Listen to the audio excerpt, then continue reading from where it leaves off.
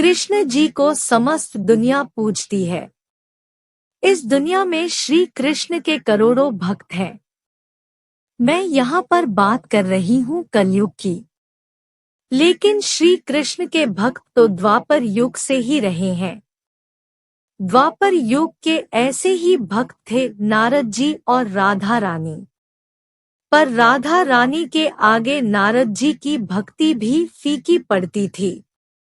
इसी बात से नारद जी को बहुत बुरा लगता था।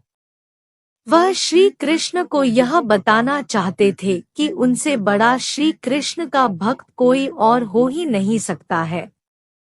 बहुत से लोग नारद जी को यह समझाते कि आप राधा रानी से अपनी तुलना मत कीजिए, लेकिन वह कहाँ मानने वाले थे। नारद जी को तो यह सिद्ध करना था कि वह ही भगवान श्री कृष्ण के सबसे बड़े भक्त हैं। भगवान श्री कृष्ण को अच्छे से पता था कि उनका परम भक्त कौन था। कृष्ण जी ने सोचा कि क्यों ना वह नारद जी को एक पाठ जरूर पढ़ाए। कुछ कारण ही ऐसा बना कि एक दिन नारद जी बिना सूचना दिए बगैर ही द्वारिकापुरी पहुंच गए।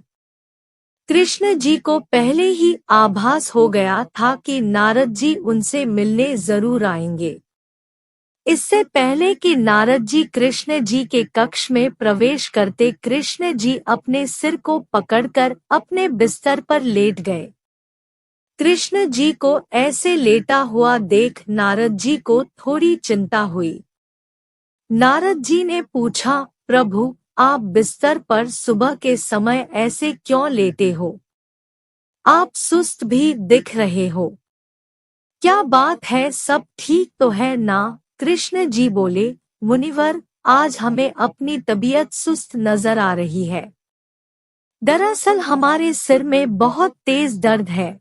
नारद जी ने पूछा, हे प्रभु, आपका यह दर्द कैसे ठीक हो सकता है? जरा मुझे भी बताइए। श्री कृष्ण बोले, मेरा दर्द तभी ठीक होगा जब मैं अपने सच्चे भक्त के चरणामृत को अपने सिर पर लगाऊंगा। तुम्हें मेरे एक सच्चे भक्त के चरण धुलवा कर उस पानी को मेरे पास लाना होगा। बोलो, क्या तुम यह कर सकोगे? नारद जी ने ज्यादा ना सोचते हुए श्री कृष्ण के द्वारा दिए गए कार्य के लिए सहमति जता दी। वह सोचने लगे कि सच में भगवान का सबसे परम भक्त कौन है। फिर कुछ देर सोचने के बाद उन्हें लगा कि शायद हो सकता है कि वही श्री कृष्ण के सबसे बड़े भक्त है। लेकिन कुछ ही पल बाद में उन्होंने अपने दिमाग से यह विचार त्याग दिया। उनको यह डर था कि अगर उन्होंने अपने चरण धोकर वह चरणामृत प्रभु को अपने सिर पर लगाने को दिया तो उन्हें घोर पाप का सामना करना पड़ेगा। अब उनके पास कोई दूसरा चारा नहीं था। वह बिना देरी किए राधा रानी के निवास स्थान पहुंचे। राधा रानी तो कृष्ण भक्ति में लीन थी। क्योंकि नारद जी को राधा रानी से चरणामृत प्राप्त करना था, इसलिए वह राधा जी के पास जाकर बोले, माते, कृपया आप कुछ समय के लिए अपनी साधना रोक दीजिए। मुझे आपसे बहुत जरूरी काम है। राधा रानी बोली, हे मुनिवर, कहिए मैं आपकी कैसे मदद कर सकती हूँ? नारद जी बोले, माते, दरअसल श्री कृष्ण के सिर में भारी दर्द है और वह दर्द तब ही खत्म हो सकता है जब वह अपने कोई महान भक्त के चरणामृत को लेकर अपने सिर पर लगाए। मुझे लगता है कि आपसे बड़ा भक्त कोई और हो ही नहीं सकता। मैं चाहता हूँ कि आप अपने चरण धोकर उससे प्राप्त होने वाला चरणामृत मुझे दे। उस चरणामृत को अपने सिर पर लगाते ही श्री कृष्ण एकदम से ठीक हो जाएंगे।